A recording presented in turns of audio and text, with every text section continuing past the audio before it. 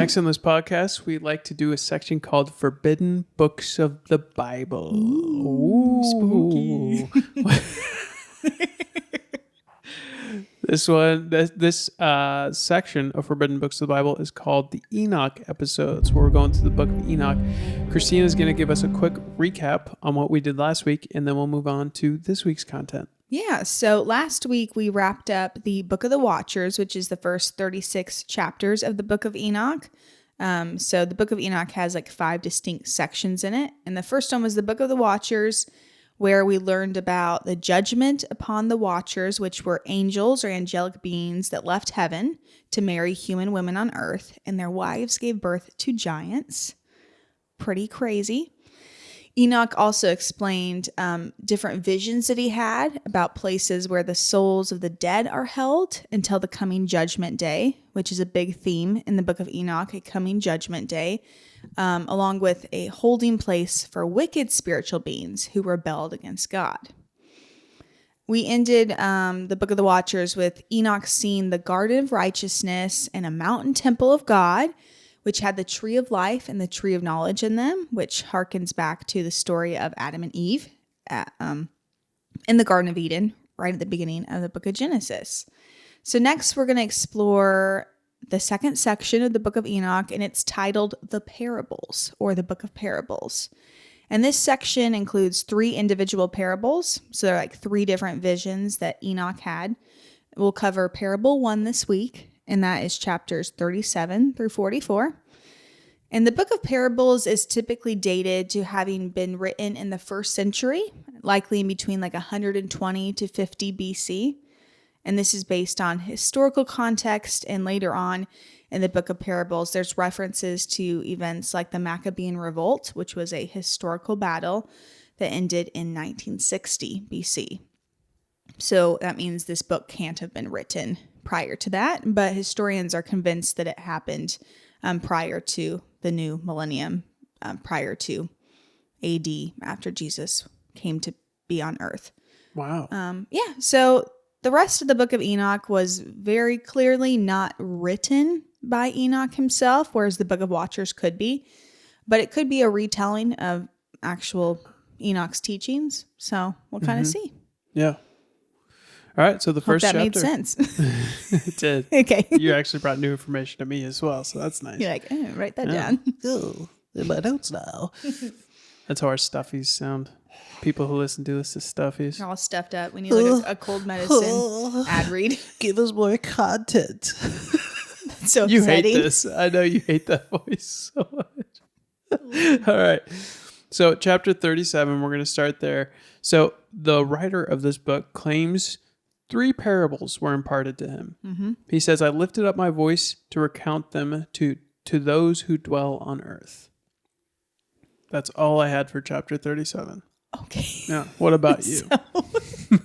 So it jumps in and it says that the second vision that he saw was a vision of wisdom, and this vision was given to Enoch. So it's specifying that it is Enoch, and it gives the genealogy that we see in the book of Genesis, that Enoch was the son of Jared, son of Mathiel, son of Canaan, son of Enos, son of Seth, son of Adam.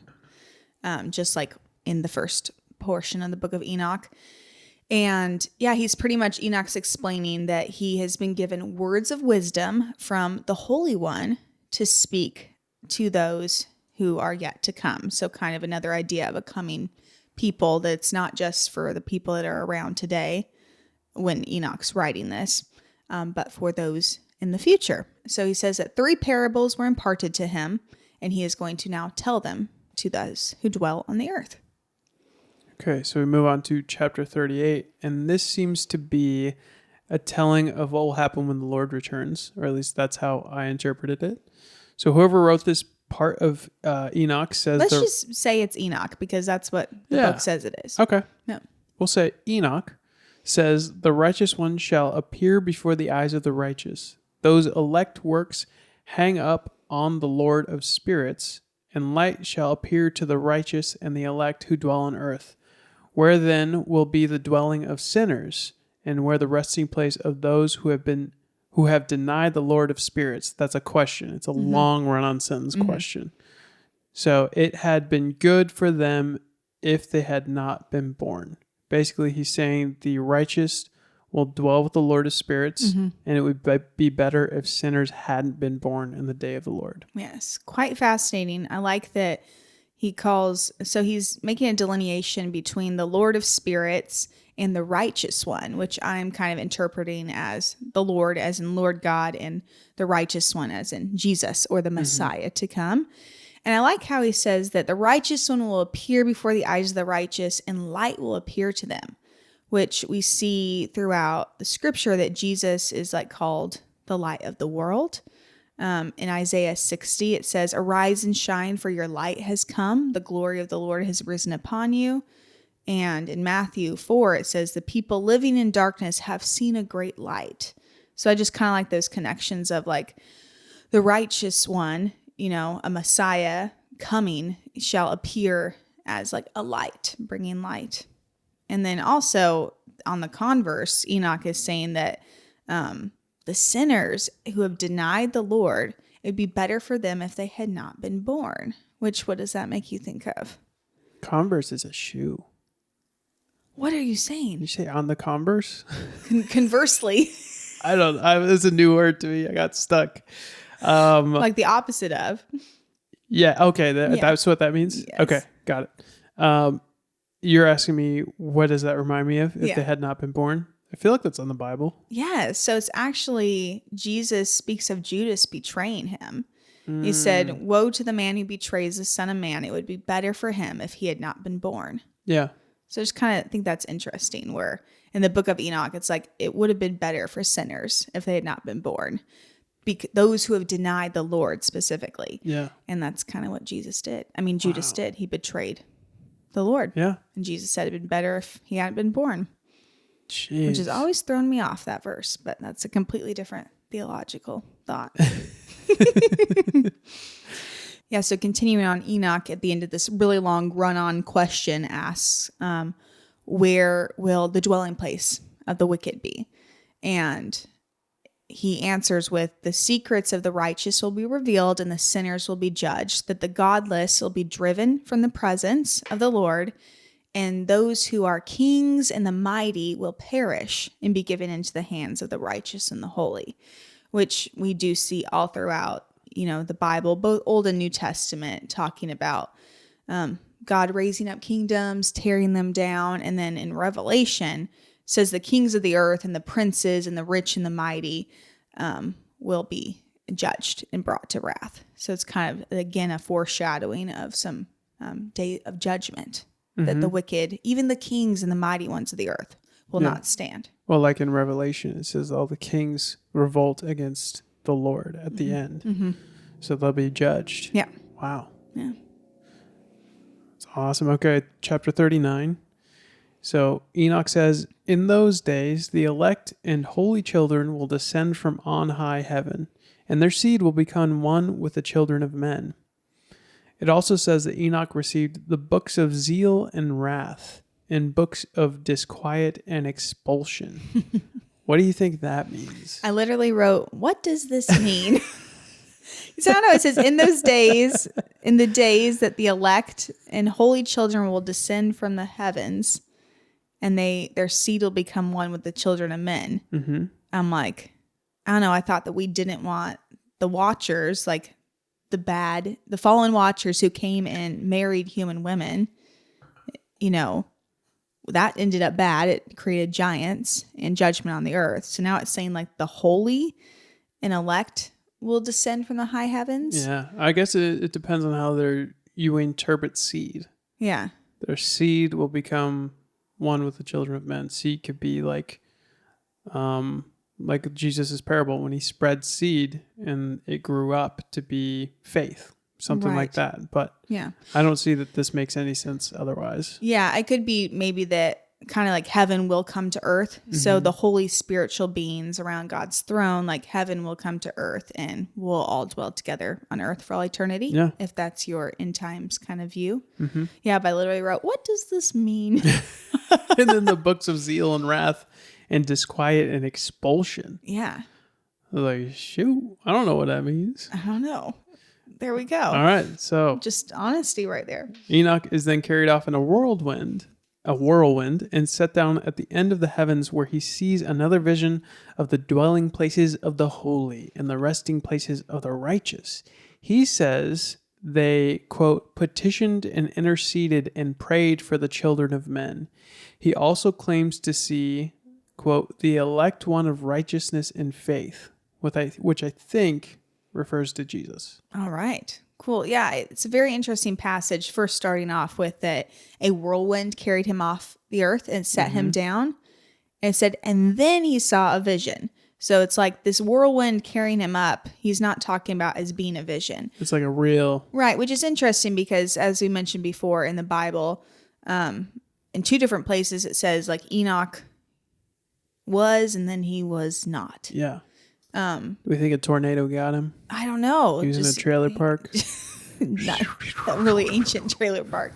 Yeah, and so it's kind of this idea that he was taken up into an encounter in the heavens. I'm not sure. But yeah, he sees in this vision the resting place for the righteous, and that the righteous angels are there. So pretty much the righteous dwell in heaven, kind of an idea. And that while they're in heaven, the righteous, those who have passed away, pray for the children of men. So they pray for people on earth, which is very interesting because there's not any verses in the Bible about anybody praying for people on earth other than Jesus interceding. But it's a huge belief in the Catholic Church that saints and those who have gone before you pray for those on earth. So I wonder if there's some connection to where that belief came from. Also, different apocryphal books talk about saints in heaven praying for those on earth. Mm-hmm. What do you think about that? Do you think that's...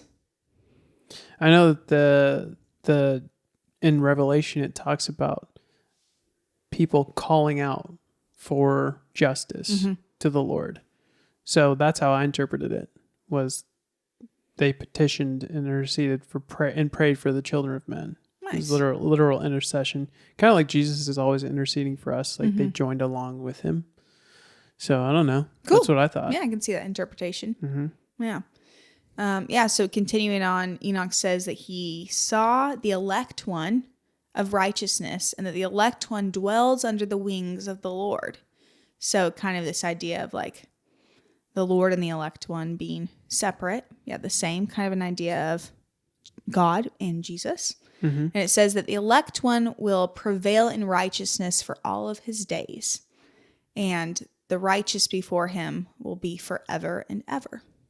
So I kind of liked that. Yeah. Which there's a couple places in the Bible where Jesus is referred to in a messianic prophecy as the elect one. So like in Isaiah 42:1, it says, "Behold my servant who I uphold, my elect one, in whom my soul delights. Yeah. I have put my spirit upon him, and he'll bring forth justice." That's cool. Yeah. It's a really cool connection. Yeah. So it's kind of cool because in Isaiah it says, "My elect one, I will put my spirit on him." And then this verse in Enoch, "The elect one will dwell under the wings of the Lord of spirits." Nice. I don't know. So kind of some cool connections there. Enoch also writes, "There I wish to dwell, and my spirit longed for that dwelling place." And I think this speaks to like that being heaven, if you were. And like that's the place that we belong. You know, like the innermost longing of his heart was to stay there and be there forever. Yeah, I like that. Yeah, he continues on and says that this will be his portion. So like he knows that he will be there one day. And it was so wonderful. He wanted to stay there. Yeah. Yeah. And in response, he praises the Lord and blesses his name. Yeah. Yeah. And he also writes that those who sleep not bless thee, they stand before thy glory and bless, praise, and extol, saying, "Holy, holy, holy is the Lord of spirits. He filleth the earth with his spirits."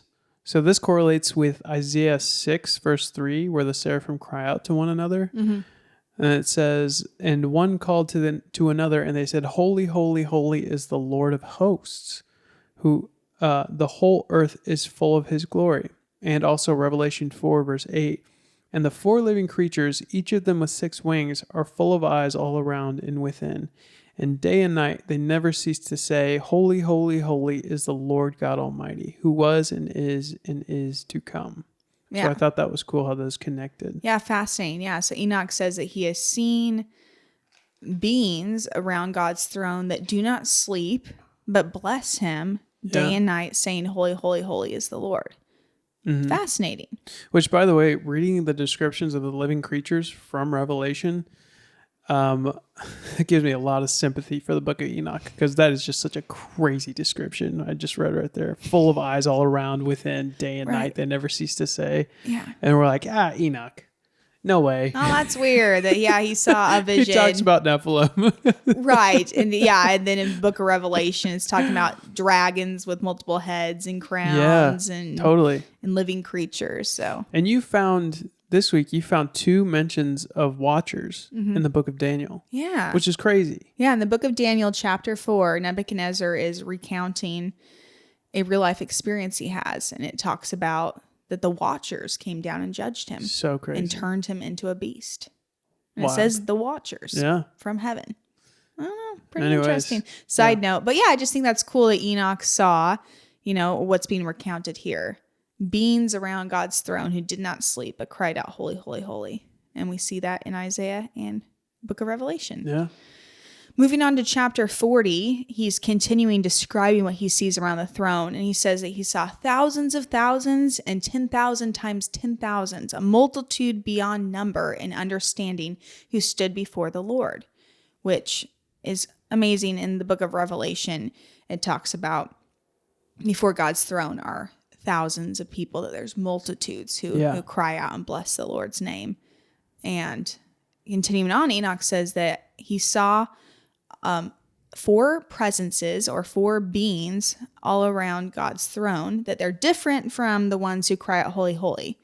And he heard them speak. Right. He says the first presence, bless the Lord of spirits forever and ever. And the second presence, bless the elect one and the elect ones who hang upon the Lord of spirits. The third presence prayed and interceded for those who dwell on the earth, and supplicated in the name of the Lord of spirits. The fourth presence fended off the Satans. Satans is plural there, which is crazy.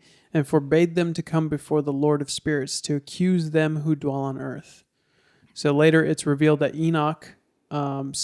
it's revealed to Enoch that the first presence is Michael, the second is Raphael, the third is Gabriel, and the fourth is Phanuel, which I thought was a cool name. Yeah, it's a new angel I've never heard of. Yeah, I think it's interesting. So Enoch is seeing these 4 angels around God's throne. One's blessing the Lord, one's blessing the elect one, which is showing that there's 2 different, maybe God and a Messiah figure. One prays for those on earth, which is kind of a light connection to us all having a guardian angel or angels helping us. I don't know. Yeah. But the fourth one I found the most interesting. The fourth angel fends off the Satans and forbids them to come before the Lord to accuse those who dwell on the earth. Which, first of all, we think of Satan as being the devil. Right. But Satan just means accuser. So accusers. And in the book of Job, we see Satan comes before the Lord. Yeah, it actually says Satans, like no accusers, way. Satan or Satans. It matters how it's translated. Really? Come before the Lord to accuse Job, to accuse the saints. And so in this account, it's saying that the angel is fends off the accusers and will not let them accuse people before God. Christina, is this biblical? What? Do you think this is part of the Bible? It's obviously not a part of the Bible, but I think there's some truth in it. That's so crazy. Yeah. I love that connection to Job. I never made that connection until you say that. Yeah. And also in the book of Revelation, Satan is referred to as the accuser of believers. Okay. Yeah. Also, I just said "said" that. I apologize. What you said that. I didn't say that. My bad. I did not say that. So chapter 41. In this chapter, Enoch says, I saw all the secrets of heaven, which, humble brag, basically, he saw how men are judged and where they live in heaven, as well as the secrets of lightning, thunder, clouds, and dew. Yeah. Super interesting. He also mentions how he saw the orbit of the sun and the moon, and how they, quote, kept faith with each other in accordance with the oath by which they are bound together. Super interesting. Mm-hmm. Yeah, I liked this chapter. It's probably one of my favorites that we've gone through. Really? In the Book of Parables. Okay, tell me about the it. Book of the Watchers, you can't get away from like giants. That's just real cool. Mm-hmm. But yeah, so Enoch has seen all the secrets of heaven, and it says that he saw the mansions of the elect and the mansions of the holy. So the mansions that the righteous dwell in heaven, which is fascinating because Jesus, these are actual words of Jesus, is speaking to his disciples in John 14. And he says, "Let not your hearts be troubled, but believe in God and believe in me also." So we all know that verse, like, let not your hearts be troubled. But we don't really pay attention to the next verse, which says, "In my Father's house are many mansions. If it were not so, I would have told you so. I go to prepare a place for you." So Jesus is speaking to his disciples like, don't you know that in my Father's house there's many mansions? And if this wasn't true, I would let you know. Yeah. So maybe Jesus was aware of the book of, well, of course he was aware, but maybe the disciples were aware of the Book of Enoch, where it says that there's mansions for the righteous in heaven. It's also interesting that he points out that he's going to prepare a place. It's almost like he has the authority to prepare a place there. And he's letting on that you may know this verse about the mansions because it's in the Book of Enoch, but I have the authority to go and prepare those mansions for you. So it's interesting. Yeah. It's kind of like nailing down his authority as Christ or as God. I like that. Yeah. Yeah, but just fascinating. Yeah, super fascinating. Yeah. Nice, babe. And then Enoch is seen, it says the chambers where like the wind and hail and snow and mist and clouds are held, which in the book of Job, Psalms, and Jeremiah, they all talk about chambers or storehouses for the weather, such as rain, snow, or hail, that the Lord has storehouses. Obviously, they didn't understand like how rain forms and cloud and condensation, all that stuff. So they're speaking maybe more like poetically of these storehouses where God has, keeps the lightning and the thunder and the clouds and the dew. And this was obviously a common thought because we see it in several verses throughout the Old Testament. Yeah. So Jewish understanding of it being, which I would understand too. Like if I didn't know how snow is made, you'd think there's just like a big trapdoor of snow. Yeah, God's got a door up there he opens. And blows it out. Blows it out. Blows some snow. And then I loved this part about the sun and the moon.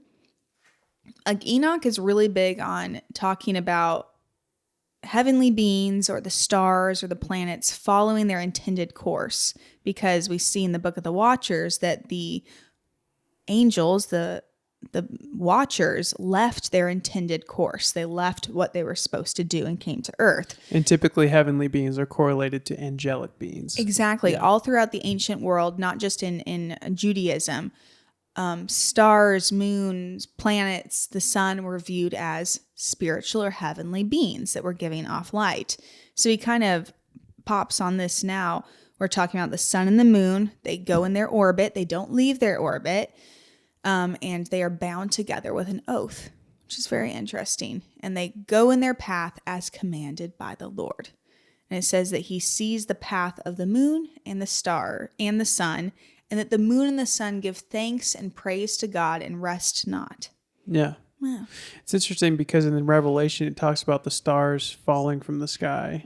And I'm now wondering if that's meaning the heavenly beings that are around the earth or in creation are going to come to heaven where they belong, not actually the physical stars. Yeah. You know what I mean? I don't know. Maybe that's what shooting stars are. They're zipping around. They're zipping around like finally going home. See you. And then as we finish up this chapter, Enoch says that they follow in their intended course, the sun and the moon. And they do this in the name of the Lord, who has separated the light from the darkness, which is in verse 3 of the Bible, Genesis 1:3, that God separated the light from the darkness. So could be a call back to that. Yeah, I love these callbacks. Chapter 41. In this chapter, Enoch says, I saw that all... Oh, sorry, we just did chapter 41. We My can do bad. it again. It was that good. Yeah. Chapter 42. So Enoch describes wisdom in this chapter. I thought this is the thing... Well, this is the thing that stood out to me. I thought it was really cool. So he describes wisdom in this chapter as a woman. So he says, wisdom found no place where she might dwell. Then a dwelling place was assigned to her in the heavens. So this is similar to Proverbs.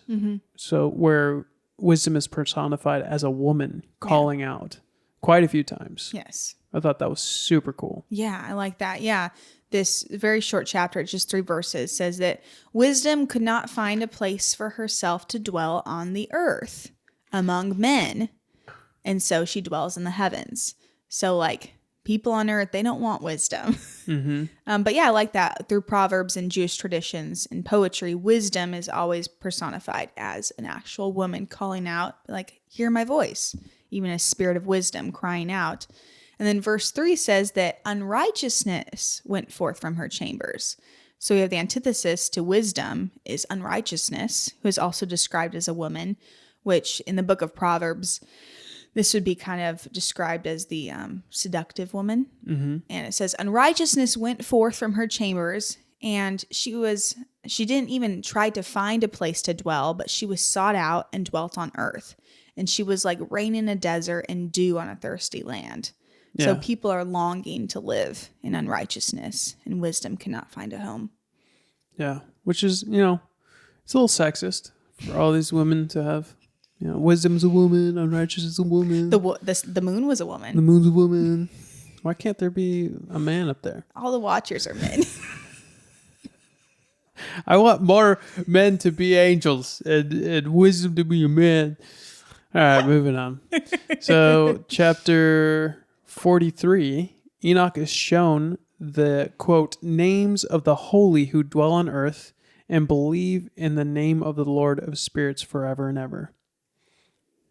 So, he gets to see them all. I feel like you skipped most of that chapter. I didn't skip most of that chapter. That's the only thing that stood out to me.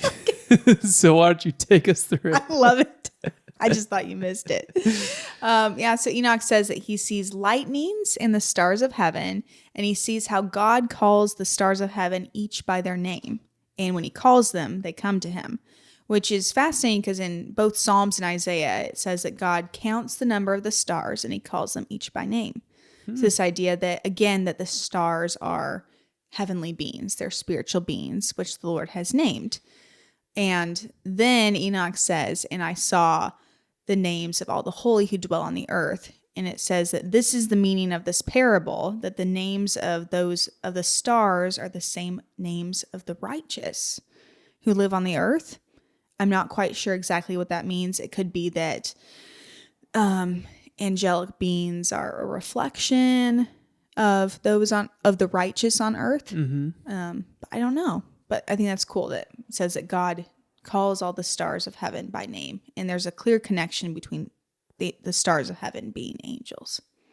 Yeah, that's super strange. A weird connection would be, and this is way out there, but you know how we're like in the throne room and still on earth at the same time, like we're interceding with angels in heavenly places. We're still here. Maybe that's what it is. It's like he calls us by name up there, and we're still on earth at the same time. Yeah. We're righteous in both places. Right. Yeah. Or the angels take charge or take care of humans. There's that verse in one of the Gospels. Yeah. Maybe we have an assigned angel. Yeah. With the same name. It's like, oh, that's Caleb's angel up there. Yeah. We'll call him Caleb's angel. That dude needs to do a better job. I'm just kidding. I love it. But yeah, this is a very confusing chapter. As you all are probably seeing that this section of the Book of Enoch is a little less clear cut. Yes. I mean, as if the last one was any more clear cut, but well, we had a guy with us, there's Tim Alberino was putting footnotes in the book, and this part of the book has 0 footnotes. 0 footnotes. So it's he's just like, us you're on your own. making connections. Yeah. And then we end up with chapter 44, which is just 1 verse long. Yeah. And it said, I saw another phenomenon in regards to lightnings, how some of the stars arise and become lightnings and cannot part with their new form. Yeah. Really interesting. Yeah, so I interpret this as Enoch's finishing up his first parable by says how he sees that some of the stars, which in the chapter before he said are angelic beings, become lightning and they cannot change back into stars once they become lightning. And this just reminded me of Luke 10:18, where Jesus is speaking to his disciples and says, I saw Satan fall like lightning from heaven.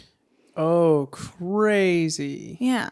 So, That's a really cool connection. There. Satan was a Whoa. angelic being, perhaps a watcher, who, the angelic beings in Greek and Roman and Egyptian, Jewish understanding, ancient traditions, was that they were spiritual beings. Yeah.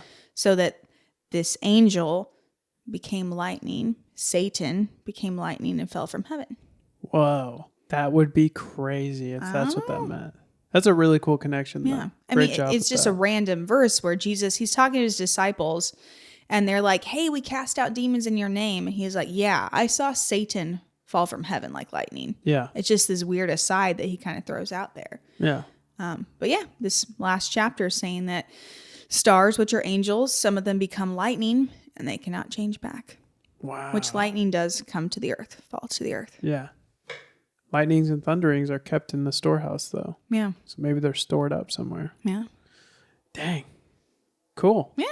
So that's the first parable from the Book of Parables in the Book of Enoch. We hope you all enjoyed our attempts and non-professional attempts at explaining this. But yeah, it's kind of a cool read. If anything, the fruit I find from it, even if this is completely, made up story, there is clear connections from the writers to biblical texts. Yes. And even just by the mention of many mansions prepared for you, things like that we don't see in other, Old Testament accounts, but are quoted in the Bible, in the New Testament. I think it's just cool, if anything, to draw connections of scriptures in the Bible, not as a proof that this is inherently scriptural or inspired by the Holy Spirit, but that there is, I don't know, just makes me think of other Bible verses. And I think that's always good. Anything that's making you dig deeper into the Bible's pretty much always good. Yeah. Yeah.